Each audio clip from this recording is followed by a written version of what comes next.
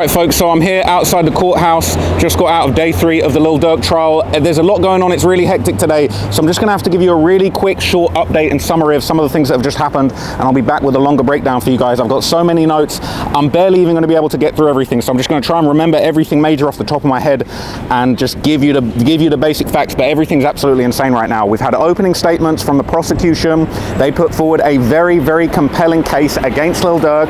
They showed unseen evidence, they teased evidence that was coming later, and they showed more evidence later on, but they've got still images of the night King Von died, the attempt on Quando's life in May 2021 in Blackshear, Georgia, obviously new angles that we've never seen before of the Lil Pab murder in Hollywood, and it's overwhelming. They made it very clear that Lil Durk had hitmen like OTF Jam, who has caught bodies for the BDs before, and that they will be testifying and supporting the government in what they're saying against Durk. They said that they got Vonni, the guy that basically organized everything. He's going to be testifying against Lil Durk, and obviously they've got another witness who was part of the operation who is going to be testifying. Now that was devastating.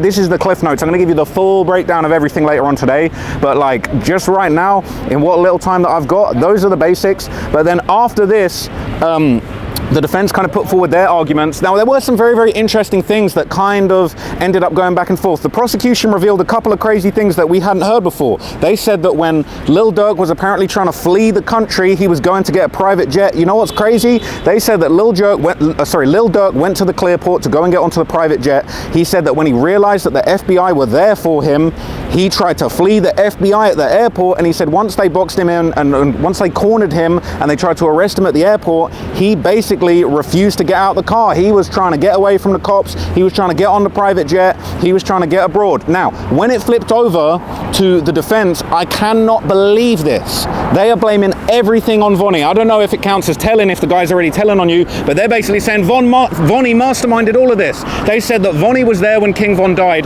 They're saying that King Von actually said to Vonni, "Why did you let them shoot me?" And Vonni was devastated. Vonni was the one driving the Hellcat. You know that footage where King Von gets killed? Obviously, you know, Muwop's dragging him off the ground, punching Quando Rondo. They're saying Vonni's the one that went and got the Hellcat and sped him to the hospital. They're saying that Vonni was holding King Von in his arms, telling him "I love you" before he went to the hospital, and that was the last conversation they ever had. They're saying Vonni had all the motivation. They're saying Vonni and King Von were cousins. That's why they call him Vonni Cuz. They're saying that Vonni and King Von were so tight that they had shared bank accounts. It was crazy. I had never even comprehended that they might try and blame it all on Vonni. I thought it was all street. We don't talk. It's on murder. We don't even acknowledge this as a gang. But now they're saying, yeah, this all happened. This is all a murder. Vonni did it.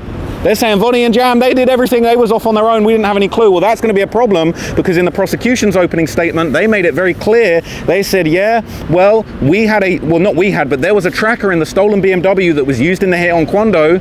It tracked the car all the way around town to Quando's hotel, to the stores that Quando was shopping at the Bathe and Ape store, to the spot where they killed him, where they tried to kill him and killed Lil Pab at the Beverly Center, to the In-N-Out Burger. They had the moving image, the actual footage of the In-N-Out Burger with everybody's faces on display.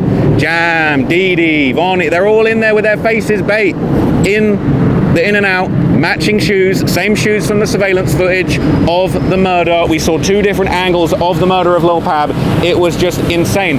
Absolutely cooked deep fried by the looks of it. And they're saying that BMW that had the tracker in it that was stolen and used in the hit, the slider, where did it go after In-N-Out Burger? Oh, to the crib that Lil Durk was staying in. So Vonni was in this stolen car orchestrating this whole thing and then go into the massive, beautiful Encino mansion that Lil Durk was staying in at the time. Now that's really, really bad news. I'm not gonna lie, the defense, they put on a good argument that it was all Vonni, but it's kind of like, bruh, when we start seeing some of that other evidence, it's gonna be a tall order to say that Vonni did everything. He was off on a mission all by himself. He wasn't trying to impress Durk. They're saying that they arrested Vonni in a luxury penthouse suite, in a suite of a hotel in Chicago that he was staying at with his girlfriend.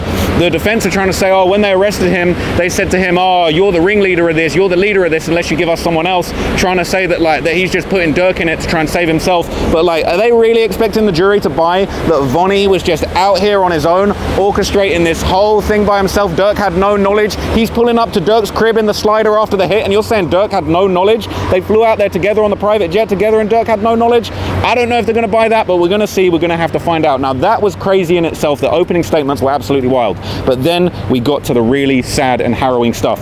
There was rumors that maybe OTF Jam's going to take the stand today. I don't think that's going to happen, but here is what did happen. The cops basically started meticulously showing all of the details about the murder of Lil Pab and just how violent and horrific it was. The first thing they did was they had a 911 call handler get on the stand. They played the 911 call that was taken by a witness. Apparently 8 people called 911 after they slayed Lil Pab in broad daylight in rush hour on a Friday night outside the Beverly Center, one of the most ridiculous crimes you could ever even think to commit. But in addition to that, the 911 call, the woman is frantic. She's saying, oh, there's somebody's just been shot in Beverly Hills. They're being shot with machine guns. I don't want to give any of my information. I'm so scared. Somebody's hurt. They brought absolute fire, hell, and destruction onto Beverly Hills in rush hour. It's absolutely insane. It's unbelievable. So that was already off to a bad start. They then played brand new footage that we had never seen before, multiple camera angles, straight up 4K footage of the murder of Lil Pab. Now, it happened very, very quickly. What we ended up seeing was kind of very, very quick shots of these guys creeping through the alleyway. They hop out of those stolen cars, creep through the alleyway, they up their Glocks, they shoot their switches. It's all over within 2 seconds. Everybody jumps back into the car that Lil Pab was in and they speed off. That was it.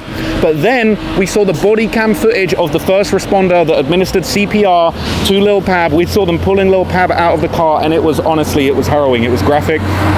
We're hearing Lil Pab kind of moaning, taking his last breaths, and unfortunately his family was in the court during this, so it was just so heartbreaking to see. That was just, you know, obviously it was a really, really, really horrible piece of footage, much worse than what we'd seen on TMZ, you know, the famous no clip, but that clip also did capture Quando screaming no from the angle of the first responders. It was really, really messed up. Now, in addition to that makes it even worse, they then showed the Lil Pab autopsy. The medical examiner testified that apparently Lil Pab actually was found with a bullet lodged in his heart. He had punctured his lung with a bullet that stayed in his body. He'd also been shot twice in the bicep. One went straight through and another actually was also lodged in his bicep. It was horrible. It was graphic and it was just really, really sad. And it really drove home the reality of this. There's a lot of people in the courtroom that have been reporting on this, and a lot of people are saying that they're, you know, loyal to the defense. They're supporting the defense. They want Durk to get off. Look, whoever did this, there needs to be justice, because this was a horrific crime. There was a grieving family in court that was suffering today. Whoever did this brought hell and destruction onto the streets of Beverly Hills outside the Beverly Center. I went to the Beverly Center to go and buy a suit the other day, and I was thinking, what on earth were people doing firing automatic guns at this location? It is actually a disgrace. So I'm trying to be impartial. I don't know. I can't give you the verdict on who did this yet, but what we're hearing is that this was a horrific crime that does need to be solved, that does need to be punished, and it looks like justice is coming. So I'll be real with you. Durk's defense, they didn't put up any arguments. They didn't put up really any cross-examination when it came to the 911 call handler. We heard from the detective that was on the scene talking about 18 shell casings. You know what was crazy? They basically said that there were bullets that were in the gas pump. They could have blown that whole thing up like goddamn GTA. It was absolutely reckless. It was absolutely outrageous, this crime. And we're hearing more and more details just about how awful the way that this went down was, and just like this wasn't something that's just going to be swept under the rug. This wasn't, oh, we caught an op in Southside Chicago and no one's going to know about it. This was straight up a gangland slaying in one of the busiest, most iconic tourist districts in Hollywood, in the middle of rush hour on a Friday night. It was just an unbelievable crime, and it seems like whoever did it might have been very sloppy. They're talking about they got footage of them going in and out of the In-N-Out burger after the hit. They're wearing the same shoes as the surveillance footage of the hit. Like, they got their faces out at In-N-Out. They're wearing ski masks on the hit, but they got the same shoes on. I really can't believe it. So look, I'm not going to say Durk's cooked. I'm not going to say Durk's taking a W, but the prosecution are coming in very, very strong. Durk's argument that it was all Vonni and nothing to do with him, this is coming like a little bit of a long shot, if you ask me, to be honest with you, but we're going to see. That's the best argument they're going to put forward. Now, I think OTF Jam's testimony is going to be major. We're already talking about witnesses. We're hearing from detectives, 911 call handlers. I don't know if we're going to start hearing from gang members today, but it sounds like they're going through the motions with all of the most professional stuff, people in law enforcement, people that were at the scene, first responders, medical examiner. So we've kind of just wrapped up the most harrowing piece of evidence, which was, of course, the autopsy footage footage. So I'll keep you guys posted. I'm gonna go back inside. There was so much more to it that I don't have time for. I've made reams of notes, but I've literally got to rush back in because it's just been so hectic, so much going on. It is unbelievable what's going on right now, but I'll be back to update you guys. All right, I'll let you know if anyone else does any weird stuff outside the courthouse. Right now we're looking Gucci, but I don't know what's going to be going down. So we're going to see there's a lot of new people in here. I didn't see any celebrities. People were talking about kind of celebrities we're going to be attending today, this person, that person. I ain't seen anyone,